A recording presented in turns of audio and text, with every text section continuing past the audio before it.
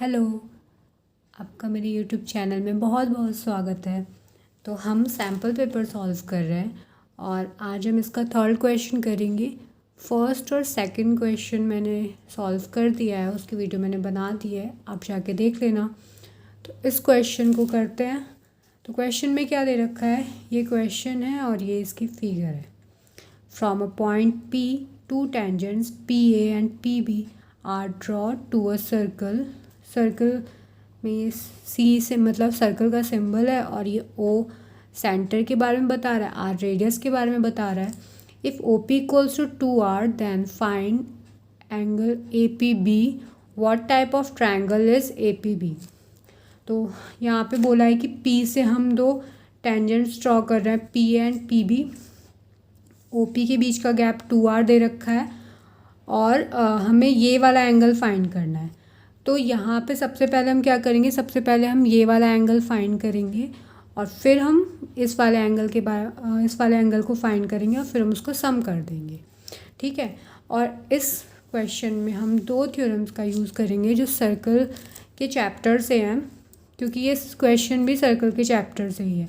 तो उसमें दो थ्योरम्स है। फर्स्ट थ्योरम क्या है, the tangent at any point of a circle is perpendicular to the radius. मतलब कि ये जो हमने यहाँ पे टेंजेंट ड्रॉ करा है PA और यहाँ पर जो रेडियस है OA, वैसे तो हम यहाँ पे कहीं पे भी रेडियस बना सकते हैं, पर ये वाला रेडियस जो सेंटर से और इसके कांटेक्ट पॉइंट पे टच करेगा।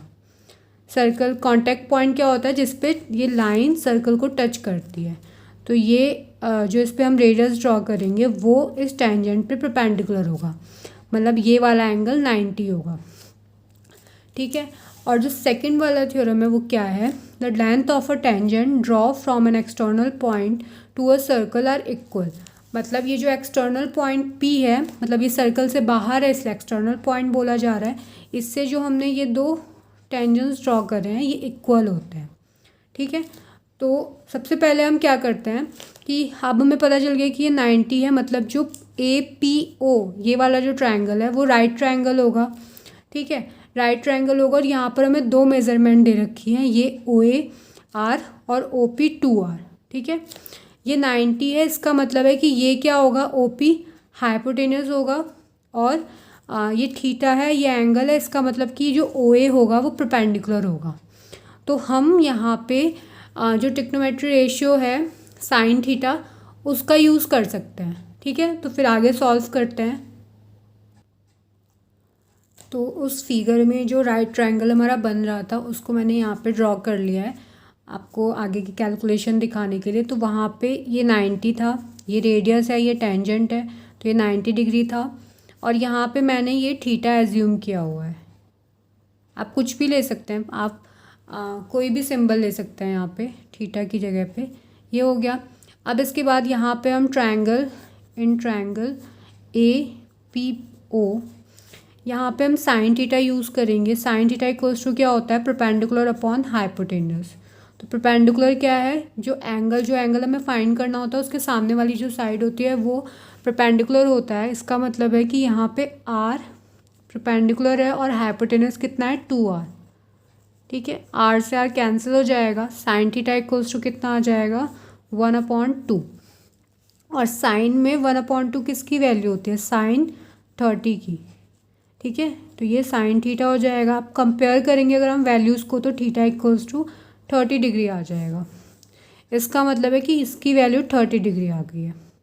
ठीक है, अब हम आगे करते हैं। तो यहाँ पे हमारी ये जो थीटा की वैल्यू है वो 30 डिग्री आ गई है। ठीक है, और यहाँ पे भी अगर आप देखो इस वाले पार्ट में तो ये वही रेडियस होगा, सर्कल का रेडियस, तो ये R होगा और ये 2R है। तो यहाँ पर भी हम सेम कंडीशन अप्लाई करेंगे तो ये वाला एंगल भी 30 डिग्री हो जाएगा। ठीक है, इसका मतलब है कि जो हमारा एंगल APB होगा वो कितना हो जाएगा, 30 डिग्री प्लस 30 डिग्री। इसका मतलब है कि 60 डिग्री आ जाएगा, हमारा एंगल APB 60 डिग्री आ जाएगा। ठीक है, तो एक पार्ट तो हमने कर लिया। अब हमें बताना है what type of a triangle is APB। ये APB जो है ये किस टाइप का ट्रायंगल है, तो हमें इसका ये वाला एंगल 60 पता चल गया है। ठीक है, और यहाँ पे जो हमारी सेकंड थ्योरम है वो क्या है कि length of tangent draw from an external point to a circle are equal. तो इसका मतलब है कि जो पी ए होगा, पी ए यहाँ पे पी बी के इक्वल होगा, ठीक है। अब जब पी बी के इक्वल होगा, इसका मतलब है कि जो ये एक ट्रायंगल अगर मैं यहाँ पे ड्रॉ करूँ ए पी बी, तो ए पी बी में हमें ये वाला एंगल तो 60 डिग्री पता है, ठीक है। ये जो पी ए है ये पी बी के इक्वल है बाय थ्योरम। तो इसका मतलब है कि जो इसका ये वाला एंगल होगा और ये वाला एंगल होगा, ये दोनों इक्वल होंगे। तो इसको हम एक्स कंसीडर कर लेते हैं, ये एक्स होगा तो ये भी एक्स होगा। फिर हम यहाँ पे एंगल सम प्रॉपर्टी यूज़ करते हैं। एंगल सम प्रॉपर्टी के अकॉर्डिंग क्या होता है कि जो ट्रायंगल के सारे एंगल्स होते हैं उन सब का सम 180 होता है। तो यहाँ पे इन सबको अगर हम ऐड करेंगे x प्लस 60 इक्वल्स टू 180, तो हमें क्या मिलेगा 2x plus 60 equals to 180 and 2x equals to 180 minus 60 करेंगे तो कितना आ जाएगा 120, और हमारे पास x की वैल्यू कितनी आ जाएगी 60।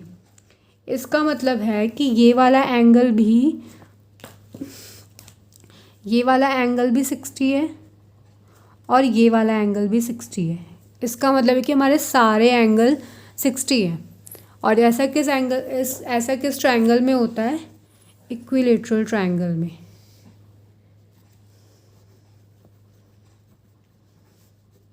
इसका मतलब है कि हमारा जो ये ट्रायंगल है ये एक इक्विलेटरल ट्रायंगल है, ठीक है। तो हमने ये क्वेश्चन कंप्लीट कर लिया। इसमें हमें दो चीज़ पूछी गई थी, एंगल ए पी बी के बारे में और ट्रायंगल के बारे में। तो एंगल ए पी बी 60 है और ये ट्रायंगल जो है ये एक इक्विलेटरल ट्रायंगल है।